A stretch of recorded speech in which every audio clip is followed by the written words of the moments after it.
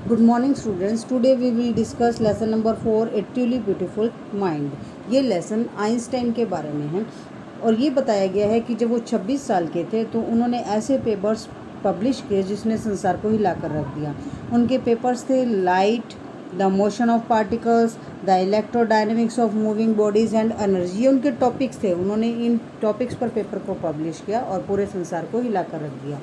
50 years after his death, उनकी मौत को आज 50 वर्ष हो चुके हैं। Albert Einstein genius still reigns, अभी भी उनकी बुद्धि जो है वो राज करती है। Albert Einstein was born on March 14, 1879 in the German city of Uloom.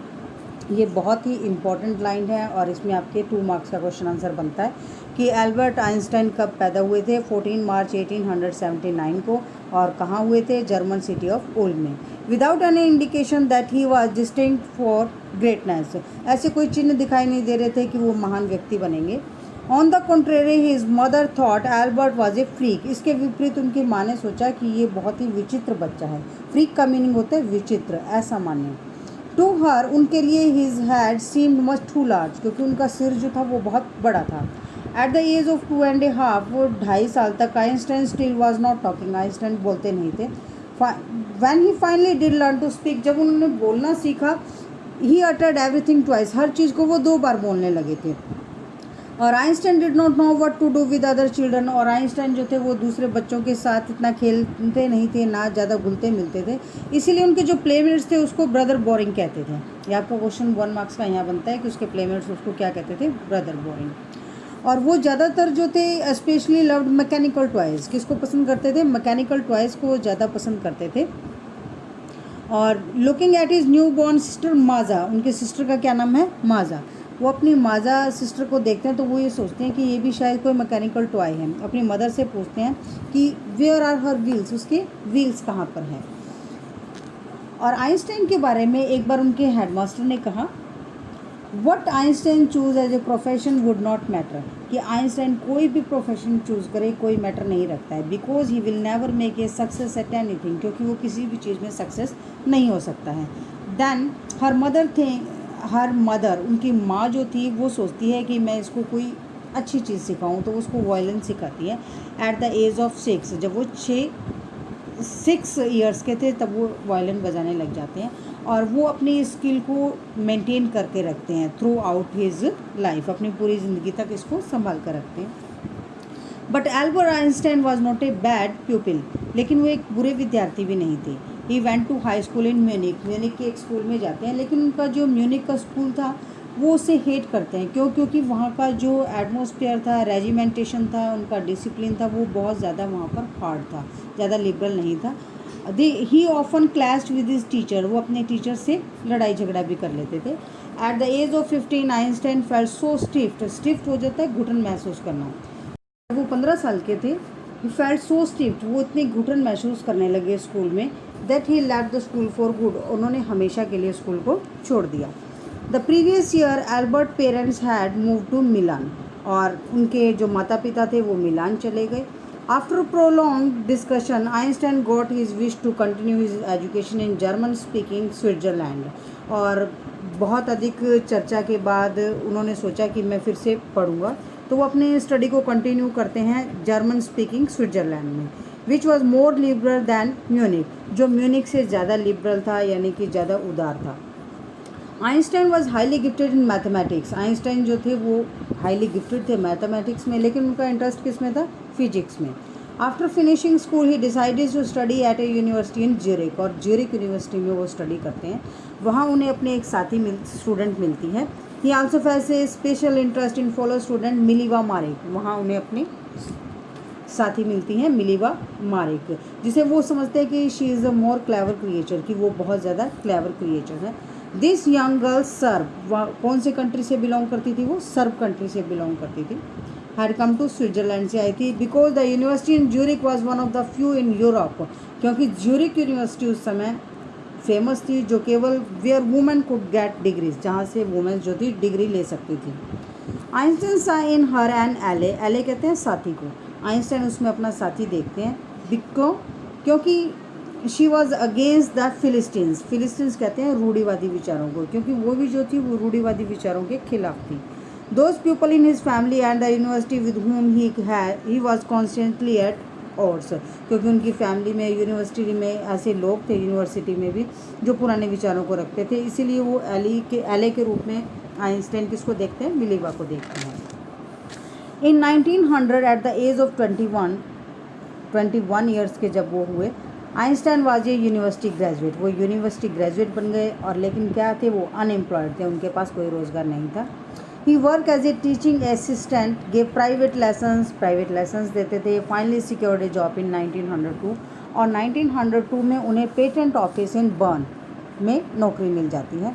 Where he was posed to be assessing others people inventions, जहाँ पर वो दूसरे लोगों को इन्वेंशन को देखते थे, जांचते थे उनका, और यहीं पर उन्होंने अपने आइडियाज़ को सीक्रेट करके रखा। अपने जितने भी उनके आइडियाज़ होते हैं सबको वो अपने पेपर्स को एक ड्रॉयर में रख लेते हैं, और उनके ड्रॉयर को क्या कहा गया? ब्यूरो ऑफ थ्योरेटिकल फिजिक्स कहा गया। ये इंपॉर्टेंट क्वेश्चन है, और ये क्वेश्चन आता भी है, why was his desk dryer called the bureau of theoretical physics? क्यों कहा जाता है? क्योंकि वो अपने विचारों को किस में जमा करके रखते हैं? एक ड्रॉयर में। One of the famous paper 1905 was Einstein special theory of relativity.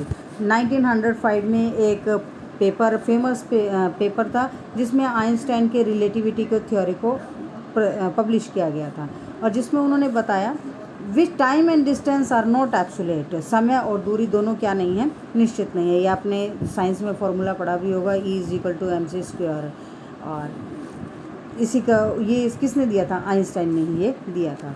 While Einstein was solving the most difficult problems in physics, जब आइंस्टाइन फिजिक्स की प्रॉब्लम को सॉल्व कर रहे थे, हिज प्राइवेट लाइफ वाज अनरिवेलिंग। अनरिवेलिंग का मतलब होता है स्टार्टिंग टू फेल, यानी उनकी जो लाइफ थी वो फेल होनी शुरू हो गई। Albert had wanted to marry Mileva right, Mileva से शादी करना चाहते थे, लेकिन but his mother was against it, लेकिन उनकी मदर उनके अगेंस्ट थी। क्यों? बिकॉज वो मिलीवा को एक बुक की तरह देखती थी। वो कहती थी कि मिलीवा इंटेलिजेंट है, लेकिन एक बुक की तरह है, और वो नहीं चाहती थी कि उनका बेटा उनसे शादी करे। The pair finally married in January 1903। 1903 में दोनों की शादी हो जाती है। हैड 2 सन्स, उनके 2 बेटे थे। But a few year later the marriage flattered, और उनकी मैरिज जो थी कुछ सालों बाद असफल होनी शुरू हो जाती है। क्यों? क्योंकि जो मिलीवा थी वो ये समझती है कि उसका एम्बिशन है वो ख़त्म होता जा रहा है, बिकमिंग एन अनहैप्पी हाउसवाइफ, की मैं एक हाउसवाइफ ही बनकर रह गई हूँ, और दोनों के बीच में डाइवोर्स हो जाता है 1919 में। Einstein married his cousin Elsa the same year, उसी समय वो अपनी बहन, चचेरी बहन थी उनकी, एल्जा, उससे शादी कर लेते हैं। Einstein new personal chapter coincide with his rise to world fame, और आइंस्टाइन एक नए व्यक्तिगत अध्याय के साथ महान ख्याति भी उनको मिल जाती है, और 1950 में उनका पब्लिश्ड होती है थ्योरी ऑफ रिलेटिविटी। और ये कब सही साबित होती है? जब 1919 में सूर्य ग्रहण लगता है, तब उनका ये जो थ्योरी थी ये सही साबित होती है। Einstein received the Nobel prize for physics in 1921। ये एक नंबर का क्वेश्चन यहाँ का आता है कि 1921 में उन्हें क्या मिला था? नोबेल प्राइज़ मिला था। He was showered with honours and invitation from all over the world. सभी वर्ल्ड से उनके पास इन्विटेशन आने लगे, उन्हें बहुत ज़्यादा सराहना मिलने लगी। When the Nazis came to power in Germany in 1933, 1933 ईस्वी में जर्मनी में जब नाजी शक्तिशाली हो गए, तो आइंस्टाइन जो थे वो अमेरिका आ गए, यूनाइटेड स्टेट आ गए। 5 years later the discovery of nuclear fission in Berlin, और बर्लिन में जो था नाभिकीय विखंडन की खोज शुरू हो गई। American physicist is in an अप्रोर, और इससे जो अमेरिका के भौतिकतावादी थे यानी फिजिशियन थे, वो फिजिस्ट थे, वो भी क्या हो गए? चिंता का विषय बन गया उनके लिए।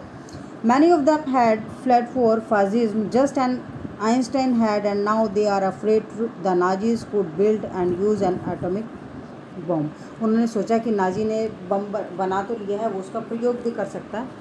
और at the urging of colleagues, Einstein wrote a letter to the American president. America के उस समय प्रेसिडेंट कौन थे? Franklin D Roosevelt. On August 2 1939 में पत्र लिखते हैं आइंस्टाइन रूजवेल्ट को, और वो लिखते हैं a single bomb of this type exploded in a port might very well destroy the whole port together with some of the surrounding. वो कहते हैं कि जितने वो एक बम इतना शक्तिशाली है कि एक पोर्ट को विस्फोटित कर सकता है और उसके साथ जितने भी इलाके हैं, टेरिटरीज है, सबको नष्ट कर सकता है। His word did not fail to have an effect. उनके शब्दों का प्रभाव हुआ, यानी उनका असर भी हुआ। और अमेरिका ने क्या किया, अमेरिका ने एटॉमिक बॉम्ब जो थे वो डाल दिए। हिरोशिमा और नागासाकी जापानीज सिटी थे दो, अगस्त 1945 में, ये 6 अगस्त और 9 अगस्त 2 दिन हुआ था, 2 उन्होंने बम डाले थे। Einstein was deeply shaken by the extent of destruction. Extent कहते हैं बहुत अधिक ज़्यादा, डिस्ट्रक्शन कहते हैं विनाश को, और शेकन कहते हैं हिल जाना। वो इस विनाश से उनको बहुत ज़्यादा धक्का लगता है। This time he wrote a public missive to the United Nation. Public missive का मतलब होता है एक लंबा पत्र लिखना, एक सार्वजनिक पत्र लिखना, यूनाइटेड नेशन को लिखते हैं। In it he propose the formation of a world government. और इस पत्र में वो लिखते हैं कि जो पूरी वर्ल्ड है उन गवर्नमेंट के रूप में, यानी एक यूनिटी के रूप में उनको कार्य करना चाहिए। Unlike the letter to Roosevelt this one made no impact. और आइंस्टाइन के पत्र का उन पर कोई असर नहीं हुआ। उसके बाद आइंस्टाइन क्या करते हैं, पॉलिटिक्स में इन्वॉल्व हो जाते हैं। अगेटिंग for an end of on buildup, और अगेटिंग कहते हैं वाद विवाद करना, वाद विवाद करने लग जाते हैं। और शांति के लिए, किसके लिए अभियान चलाते हैं, वो पीस एंड डेमोक्रेसी के लिए अभियान चलाते हैं। अब यहाँ क्वेश्चन आता है कि आइंस्टाइन को क्यों याद किया जाता है, एक नागरिक के रूप में, अच्छे नागरिक के रूप में क्यों याद किया जाता है? क्योंकि उन्होंने शांति के लिए और डेमोक्रेसी के लिए अभियान चलाए थे, और वो किसके अगेंस्ट थे, एटॉमिक पावर के अगेंस्ट थे, इसीलिए उनको याद किया जाता है आइंस्टाइन के रूप में, सॉरी वैज्ञानिक को। When Einstein died in 1958 at the age of 76। Einstein जो थे 1955 में एक्सपायर हो गए और 76 साल के थे। He was celebrated as a visionary and world citizen as much as a scientific genius. और संसार के नागरिक और एक अपूर्व बुद्धि और वैज्ञानिक के रूप में उन्हें आज भी याद किया जाता है। Thank you, have a nice day. ठीक है।